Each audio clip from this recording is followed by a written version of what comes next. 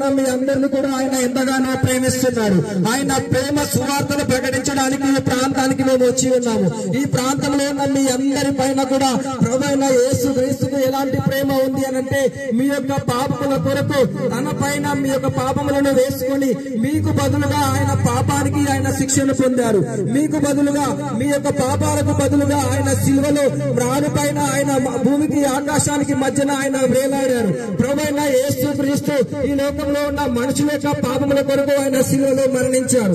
ప్రతి మనిషి కూడా ఒక రోజు మరణిస్తారు. మరణించిన తర్వాత రెండే మార్గాలు ఉంటాయి.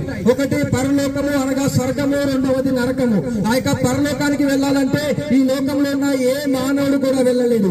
ఎందుకు అనంటే ప్రతి మానవుడి పైన కూడా పాపం ఉంది. ప్రతి మానవుడు కూడా పాపములోనే పుడుతున్నాడు, పాపములోనే పెరుగుతున్నాడు, పాపములోనే బ్రతుకుతున్నాడు. చివరికి ఒకే రోజు ఆ యొక్క పాపములోనే చనిపోతున్నాడు. ఆ యొక్క పాపం కారణంగా మరణించిన తర్వాత ఏ మానవుడు కూడా స్వర్గానికి వెళ్ళలేడు. కనుక ప్రభువైన యేసుక్రీస్తు మానవులను సృష్టించిన ఆ యొక్క దేవాది దేవుడు ఆయన ఈ లోకానికి మానవుడుగా వచ్చి మనందరి పాపముల కొరకు ఆయన శిలువలో మరణించారు. ఆయన శిలువలో ఆ యొక్క రక్తము ద్వారా ఆయన బలియాగం చేశారు. ఆ యొక్క బలియాగం ద్వారా ఈ లోకంలో ఉన్న మానవుల యొక్క పాపాలను ఆయన శిలువలో తీసివేశారు. ఎవరైతే ప్రభువైన యేసుక్రీస్తు వద్దకు వచ్చి వారి యొక్క పాపములను విడిచిపెట్టి వారి యొక్క పాపములను ఒప్పుకొని యేసుక్రీస్తుని అంగీకరిస్తారో వారి యొక్క పాపములు క్షమించబడతాయి. క్షమించబడిన తర్వాత ఒకరోజు వారు మరణిస్తే వారు ప్రభువైన యేసుక్రీస్తుని అంగీకరించిన కారణంగా వారు నిత్య రాజ్యానికి, పరలోక రాజ్యానికి చేరుకుంటారు. ఈ లోకంలో ప్రభువైన యేసుక్రీస్తు ఆయన ఒక్కడే మార్గమై ఉన్నాడు. ఆయన దేనికి మార్గమై ఉన్నాడు అని అంటే, ఆయన మానవులందరూ చనిపోయిన తర్వాత పరలోక రాజ్యానికి వెళ్ళడానికి ప్రభువైన యేసుక్రీస్తు ఒక్కడే ఈ లోకంలో మార్గమై ఉన్నాడు. ఆయన తప్ప మరొక మార్గము స్వర్గానికి వెళ్ళడానికి ఈ లోకంలో లేనే లేదు. యేసుక్రీస్తు ఒక్కడే ఆయన నిజమైన మార్గమై ఉన్నాడు. యేసుక్రీస్తు ఒక్కడే ఆయన ప్రపంచానికి నిజమైన వెలుగై ఉన్నాడు. యేసుక్రీస్తు ఒక్కడే ఆయన జీవమై ఉన్నాడు. ఎవరైతే ప్రభువైన యేసుక్రీస్తు వద్దకు వచ్చి ఈ యొక్క పాపములను విడిచిపెట్టి యేసుక్రీస్తు రక్షకుడిగా అంగీకరిస్తారో వారి యొక్క పాపములు క్షమించబడతాయి. ఆ తర్వాత ఒక రోజు వారు మరణిస్తే ఆ యొక్క పాప క్షమాపణ కారణంగా ప్రభువైన యేసుక్రీస్తుని అంగీకరించిన కారణంగా ఆ యొక్క బలియాగం కారణంగా వారందరూ కూడా స్వర్గానికి వెళ్తారు. ఏ మానవుడు కూడా చనిపోయిన తర్వాత తిరిగి లెగలేడు. కానీ ప్రభువైన యేసుక్రీస్తు ఒక్కడే ఆయన చనిపోయిన తర్వాత ఆయన మూడో రోజు తిరిగి లేచారు. ఎవరైతే ప్రభువైన యేసుక్రీస్తు యందు విశ్వాసం ఉంచుతారో వారు కూడా మరణించిన తర్వాత అదే విధంగా తిరిగి లేస్తారు. యుగ యుగాలు కూడా ఆ యొక్క పరలోక రాజ్యంలో ప్రభువైన యేసుక్రీస్తుతో పాటు యుగ యుగాలు కూడా వారందరూ కలిసి జీవిస్తారు.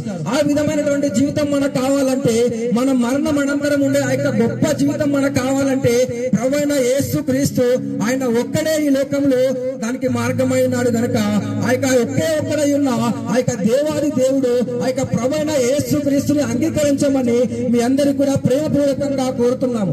ఆయన లాంటి ప్రేమ ఈ లోకంలో ఎవరికి కూడా లేదు. ఒకవేళ మనం మరణిస్తే మన కొరకు ఒక 4 రోజులు ఏడ్చి అందరూ మర్చిపోతారు. కానీ ప్రభువైన యేసుక్రీస్తు ఆయన మనందరి కొరకు పెట్టిన ప్రాణ త్యాగం, బలియాగం కారణంగా మన మరణం అనంతరం కూడా ఆ యొక్క ప్రేమ మనతో వస్తుంది.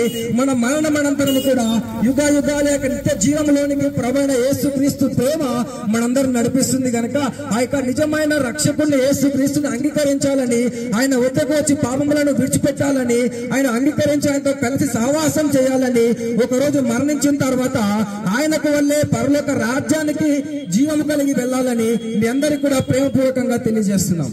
ఆమేన్.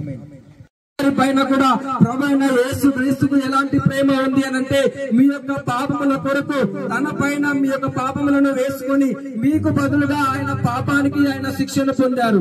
మీకు బదులుగా మీ యొక్క పాపాలకు బదులుగా ఆయన సిలువలో రాను పైన ఆయన భూమికి ఆకాశానికి మధ్యన ఆయన వేలాడారు. ప్రభువైన యేసుక్రీస్తు ఈ లోకంలో ఉన్న మనుషుల యొక్క పాపముల కొరకు ఆయన సిలువలో మరణించారు.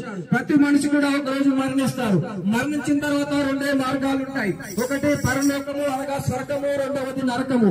ఆ యొక్క పరలోకానికి వెళ్ళాలంటే ఈ లోకంలో ఉన్న ఏ మానవుడు కూడా వెళ్ళలేడు. ఎందుకు అనంటే ప్రతి మానవుడి పైన కూడా పాపం ఉంది. ప్రతి మానవుడు కూడా పాపములోనే పుడుతున్నాడు, పాపములోనే పెరుగుతున్నాడు, పాపములోనే బ్రతుకుతున్నాడు. చివరికి ఒకే రోజు ఆ యొక్క పాపములోనే చనిపోతున్నాడు. ఆ యొక్క పాపము కారణంగా మరణించిన తర్వాత ఏ మానవుడు కూడా స్వర్గానికి వెళ్ళలేడు. కనుక ప్రభువైన యేసుక్రీస్తు మానవులను సృష్టించిన ఆ యొక్క దేవాది దేవుడు ఆయన ఈ లోకానికి మానవుడిగా వచ్చి మనందరి పాపముల కొరకు ఆయన శిలువలో మరణించారు. ఆయన శిలువలో ఆ యొక్క రక్తము ద్వారా ఆయన బలియాగం చేశారు. ఆ యొక్క బలియాగం ద్వారా ఈ లోకంలో ఉన్న మానవుల యొక్క పాపాలను ఆయన శిలువలో తీసివేశారు. ఎవరైతే ప్రభువైన యేసుక్రీస్తు వద్దకు వచ్చి వారి యొక్క పాపములను విడిచిపెట్టి వారి యొక్క పాపములను ఒప్పుకొని యేసుక్రీస్తుని అంగీకరిస్తారో వారి యొక్క పాపములు క్షమించబడతాయి. క్షమించబడిన తర్వాత ఒక రోజు వారు మరణిస్తే వారు ప్రభువైన యేసుక్రీస్తుని అంగీకరించిన కారణంగా వారు నిత్య రాజ్యానికి పరలోక రాజ్యానికి చేరుకుంటారు. ఈ లోకంలో ప్రభువైన